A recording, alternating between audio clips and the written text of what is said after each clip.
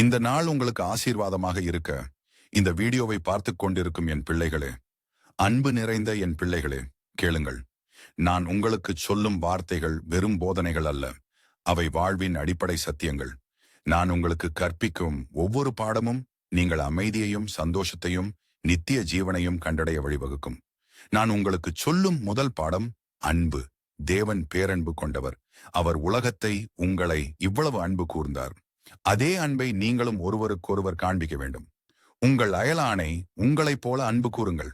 உங்களை வெறுப்பவர்களையும் அன்பு செய்யுங்கள். உங்களை துன்புறுத்துபவர்களுக்காக ஜெபியுங்கள். ஏனென்றால் அன்பு மட்டுமே இருளை நீக்கும் ஒளி. பகைமையை பகைமையால் வெல்ல முடியாது, அன்பால் மட்டுமே வெல்ல முடியும். இதுவே எனது முதலும் தலையாய போதனையும் ஆகும். இரண்டாவதாக, மன்னிப்பு.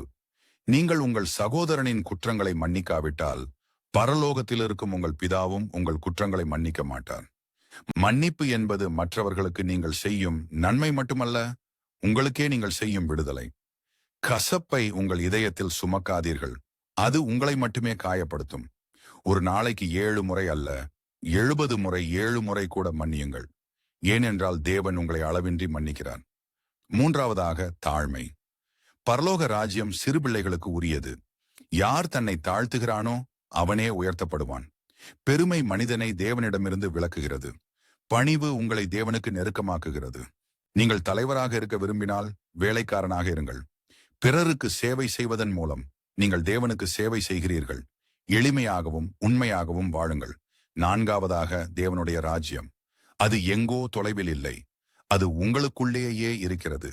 அது வெளிப்புற ஆடம்பரங்களிலோ சடங்குகளிலோ இல்லை. அது உங்கள் இருதயத்தில் இருக்கும் அன்பு, நீதி, சமாதானம் ஆகியவற்றில் இருக்கிறது. உங்கள் இருதயத்தை தூய்மைப்படுத்துங்கள். அங்கே தேவனுடைய ராஜ்யம் நிலை பெறும். இந்த ராஜ்யம் உலகில் உள்ள எல்லா ராஜ்யங்களையும் விட பெரியது, நித்தியமானது. இந்த உலகத்தில் உங்களுக்கு உபத்திரவம் உண்டு, ஆனால் கலங்காதீர்கள். நான் உலகத்தை ஜெயித்தேன், என்னுடைய சமாதானத்தை உங்களுக்கு தருகிறேன். இந்த உலகம் தர முடியாத சமாதானம் அது. என் வார்த்தைகளை கேட்டு அதன்படி நடப்பவன் பாறையின் மீது தன் வீட்டை கட்டியவனுக்கு ஒப்பாவான். புயல் வந்தாலும் அது அசையாது. ஆகவே அன்பு செய்யுங்கள், மன்னியுங்கள், தாழ்மையாயிருங்கள். தேவனுடைய ராஜ்யத்தை உங்கள் உள்ளத்தில் நிலைப்படுத்துங்கள். மேலும் உலகிற்கு ஒளியாயிருங்கள். இதுவே என் போதனைகளின் சாரம். இவற்றுள் நீங்கள் நிலைத்திருந்தால் நீங்கள் நித்திய ஜீவனை அடைவீர்கள். ஆமென்.